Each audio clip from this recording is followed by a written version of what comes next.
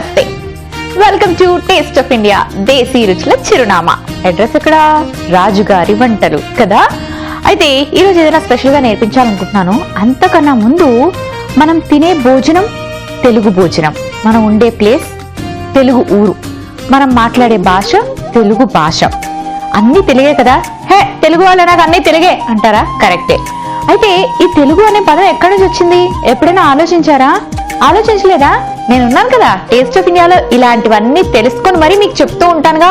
సరే, ఈ రోజు ఎపిసోడ్ లో అయితే అవన్నీ చెప్తాను, కానీ ముందుగా ఒక చక్కటి పచ్చడి తయారు చేసి చూపిస్తాను. భీమవరం వాళ్ళు బాగా పచ్చళ్ళు చేస్తారండి. సో ఏ పచ్చడి చేస్తానని చెప్పుకోండి.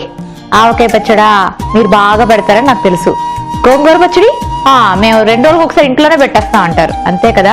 మీరు కూడా పచ్చళ్ళు బాగా పెడతారు, తయారు చేస్తారు అని నాకు తెలుసు. కానీ ఈ భీమవరం వాళ్ళు చికెన్ తో పచ్చడి చేస్తారు, సూపర్ గా ఉంటుంది. ఇదైతే మీరు రెగ్యులర్ గా చేసుకోరుగా, అందుకే ఈ రోజు చికెన్ పచ్చడి తయారు చేసి చూపిస్తా.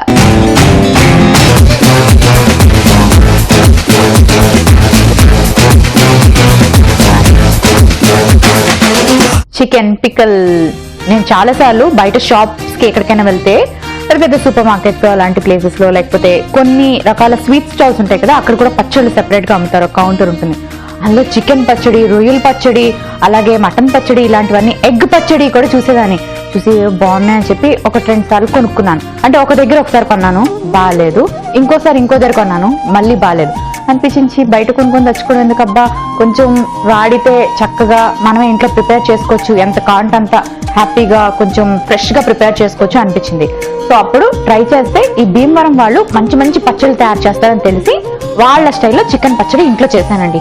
సూపర్ గా వచ్చింది. 4 రోజులు అలా ఫ్రిడ్జ్ లో దాచిపెట్టుకొని కావాల్సినవి కొంచెం కొంచెం తీసుకొని తిన్నాను. అబ్బాబ్బా ఎంత మధురంగా ఉండేదో. అప్పుడు అనిపించింది, ఈ రాజుగారి వంటిల్లు మనకు భీమవరం సైడ్ వంటలు వస్తాయి కాబట్టి ఎందుకు నేర్పించకూడదు అని అనిపించింది. సో నేర్పించేస్తాను.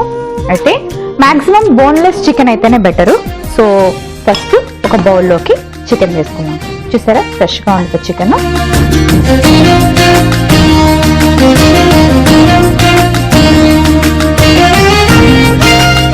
కొంచెం ఆయిల్. ఏం ఆయిల్ అడగరేంటి? నేను టీవీ లోపల, మీరు టీవీ బయట ఉంటే ఎలా అడుగుతారు, నేనే చెప్తాను. దీన్ని ఆవ నూనె అంటాము, చక్కగా దొరుకుతుంది అందరికీ, అది వేసుకోవాలి. ఆ తర్వాత కొంచెం గరం మసాలా పౌడర్, కాస్త ఉప్పు. ఉప్పు కొంచెం ఎక్కువ పడుతుంది, పచ్చళ్ళకి జనరల్ గా ఉప్పు ఎక్కువ పడుతుంది కదా. సో ఇప్పుడు బాగా ఇలా మిక్స్ చేసుకుందాం.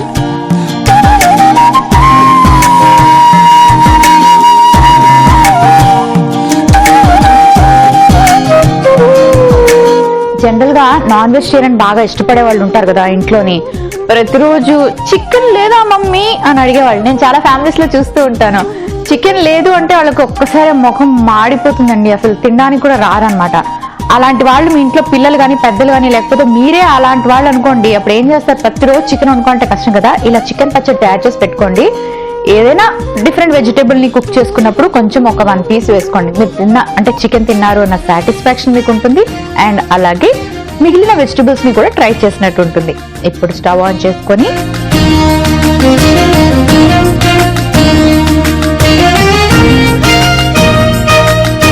ఓకే, అది హీట్ అవుతుంది. ఈలోపు ఇంట్రడక్షన్ లో చెప్పిన స్టోరీని కంప్లీట్ చేస్తాను. ఇంతకీ తెలుగుకి ఆ పేరు ఎలా వచ్చింది అంటే త్రిలింగం నుంచి వచ్చిందంట. అసలు త్రిలింగం అని ఎందుకు వచ్చింది అంటే, శ్రీశైలం, కాళేశ్వరం, ద్రాక్షారామం, ఈ 3 మనకి కృష్ణా గోదావరికి మధ్యలో ఉన్నాయంట. ఇక్కడ 3 శివలింగాలు ఉన్నాయి కాబట్టి దీన్ని త్రిలింగం అంటారంట ఈ ప్లేస్ ని. అలా త్రిలింగం త్రిలింగం త్రిలింగం అంటూ కష్టంగా ఉంది కదా పలకడానికి. ఇలాగే ఎవరో ఆలోచించి ఉంటారు, దాన్ని తెలుగుగా అలా అలా మెల్లగా మారిందంట. ఇంకా అప్పటి నుంచి తెలుగు భాష, తెలుగు నేల, తెలుగు ఊరు, తెలుగు వంటలు అండం మొదలుపెట్టి అలా తెలుగుగా మారిందంట. ఇది నేను సొంతంగా చెప్పింది కాదు, ఎక్కడో చదివాను, తెలుసుకున్నాను, మీకు చెప్తాను. ప్యాన్ హీట్ అయింది. సో ఇప్పుడు కొంచెం ఆయిల్ వేసుకుందాం. మొత్తానికి తెలుగుకి ఆ పేరు అలా వచ్చింది. ఇంకొంచెం ఎక్కువ వేసుకోవాలి ఆయిల్.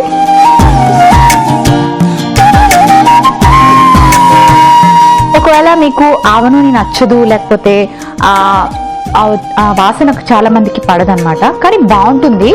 ఇఫ్ అలాంటి ప్రాబ్లమ్స్ ఏమైనా ఉంటే నార్మల్ గా రిఫైన్డ్ ఆయిల్ ఉంటుంది కదా, అందులో కూడా చేసుకోవచ్చు, మీ ఇష్టం. ఇప్పుడు మనం మ్యారినేట్ చేసి పెట్టుకున్న ఈ చికెన్ పీసెస్ ని వేసేసుకుందాం. ఇవి ఇప్పుడు బాగా ఫ్రై అవ్వాలి. ఇందులో వాటర్ అంతా వచ్చేసేలాగా ఫ్రై అవ్వాలి. సో అవి కాస్త ఫ్రై చేసుకుందాం. కాస్త వెయిట్ చేస్తారా మరి? ఓకే, ఇప్పుడు ఈ చికెన్ ని బాగా ఫ్రై చేసుకోవాలి. అండ్ దాంతోపాటు అది బాగా కుక్ కూడా అవ్వాలి, ఎందుకంటే బాగా ఉడకాలి కదా. సో ఏం చేద్దామంటే మూత పెట్టుకొని ఒక 5 to 10 minutes పాటు అది కుక్ అవ్వాలి కాబట్టి. ఓకే, ఎంతవరకు ఫ్రై అయిందో చూద్దాం. బాగానే ఫ్రై అయింది, ఇంకొంచెం ఫ్రై అవ్వాలి. ఇలా ఏం చేద్దామంటే కొంచెం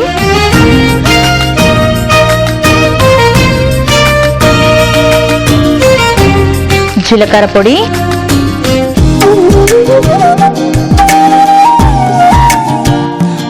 ఆవ పొడి,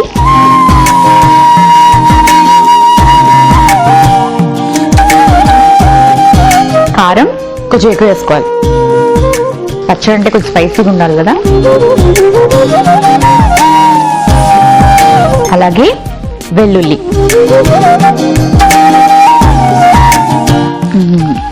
వేసుకొని ఒకసారి బాగా కలుపుకుందాం.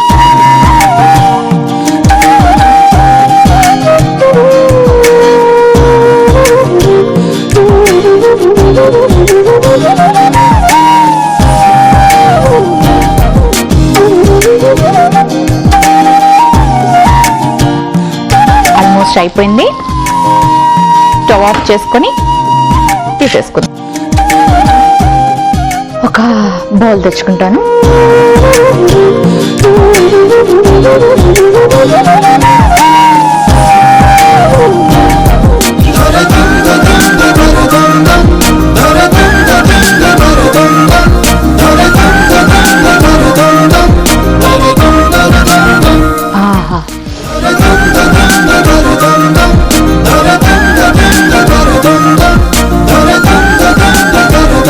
ఫ్లేవర్ ఎంత టెంప్టింగ్ గా ఉంది తెలుసా.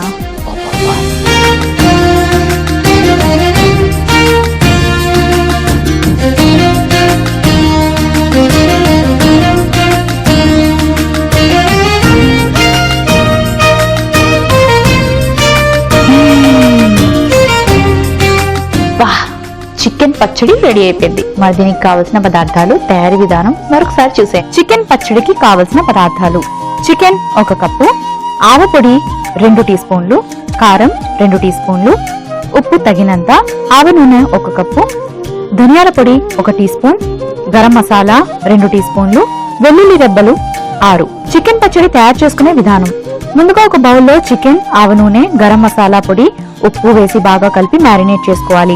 ఒక పాన్ లో ఆవ నూనె వేసి మ్యారినేట్ చేసిన చికెన్ ని వేసుకుని బాగా ఫ్రై చేసుకుని ఆవ పొడి, కారం, వెల్లుల్లి వేసి మరి కాసేపు వేయించుకుని సర్వింగ్ బౌల్లోకి తీసుకుని సర్వ్ చేసుకుంటే చికెన్ పచ్చడి రెడీ.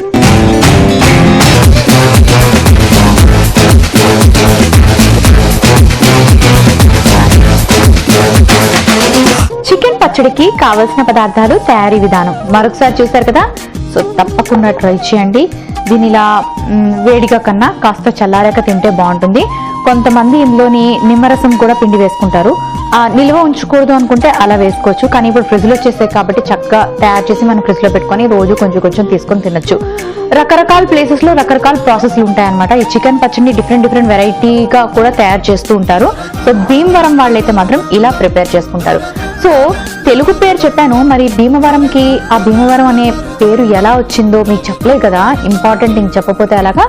సో చాళుక్య భీమ అనే ఒక రాజు ఉండేవారంట. ఆ రాజుగారు ఈ ప్లేస్ ని పరిపాలించేవారంట. ఆయన పరిపాలించి ఉద్ధరించి ఈ ప్లేస్ కి ఆయన పేరు వచ్చేసింది అనమాట. చాళుక్య భీమా కదా ఆయన పేరు, భీమవరం అన్నమాట. అంటే ఆయన ఇచ్చిన వరం ఏమో ఆ ప్లేస్, అందుకే భీమవరం అని పెట్టుకున్నారు. సో ఇలా ఇంకా భీమవరం మర్యాదల గురించే కాదండి, అక్కడ మనుషుల గురించి కూడా చెప్పాలన్నమాట. చాలా పెద్ద పెద్ద పర్సనాలిటీస్ అక్కడ పుట్టారు, పెరిగారు. ఆ నీళ్లు తాగితే అంతేనేమో ఆ బ్రెయిన్ అలా పనిచేసేస్తూ ఉంటుంది. నీళ్లు తాగితే అంటారేంటి, ఇంత మంచి వంటలు చూపించాను. మరి రాజుగారు వంటలు తినాక అద్భుతంగా పనిచేస్తుంది అనమాట మెదడు. సో ఇప్పుడు చల్లారు ఉంటుంది, నేను టేస్ట్ చేసి ఎలా ఉందో చెప్తాను. ఇది ఇంకా బాగా చల్లారాక తింటే మనకు బాగున్నట్టు అనిపిస్తుంది.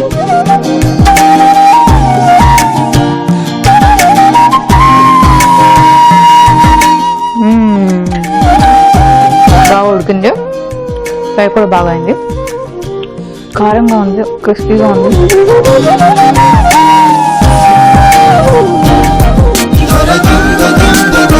రాజుగారి వంటిల్లో చూపించిన పప్పుచారు అన్నంలో వేసి పక్కన ఇది నంచుకుంటూ ఉంటుంది కదా, ఎంత బాగుంటుందో. ఎందుకంత ఫీల్ అవడం, అలాగే తినేస్తాను నేను ఇప్పుడు. సో మరి మీరు కూడా ఇలాగే మంచి టేస్టీ ఫుడ్ ని ఎంజాయ్ చేయాలంటే ఏం చేయాలి? మీ కిచెన్ లోకి వెళ్ళాలి, అప్పుడే మీరు వండుకొని తినగలరు. ఇలా చూస్తే ఏం కాదు, కానీ చూసి నేర్చుకోవచ్చు కదా. సో నేర్చేసుకుని ఆ తర్వాత మీరు ట్రై చేయండి. మళ్ళీ చూడాలంటే ఏం చేయాలి?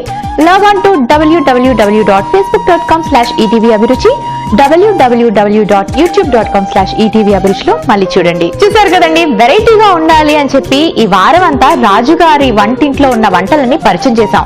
తెలుగు ఊళ్ళో చాలా రకాల రెసిపీస్ ని నేను మీకు ఆల్రెడీ పరిచయం చేసేసాను. నేను కూడా చాలాసార్లు టేస్ట్ చేశాను, కానీ వాటికి భిన్నంగా ఏదైనా చూపించాలి అనిపించి ఈ వారం ఇలా ట్రై చేశామండి. నిజంగా చాలా భిన్నంగా, చాలా వెరైటీగా, చాలా టేస్టీగా ఉన్నాయి. సో తప్పకుండా మీరు కూడా ఈ వంటల్ని ట్రై చేస్తూ ఉండండి. నెక్స్ట్ వీక్ మరొక స్టేట్ కి సంబంధించిన రెసిపీస్ తో మళ్ళీ మీ ముందుకు వచ్చేస్తాను. అంతవరకు stay healthy, stay happy, be positive, bye.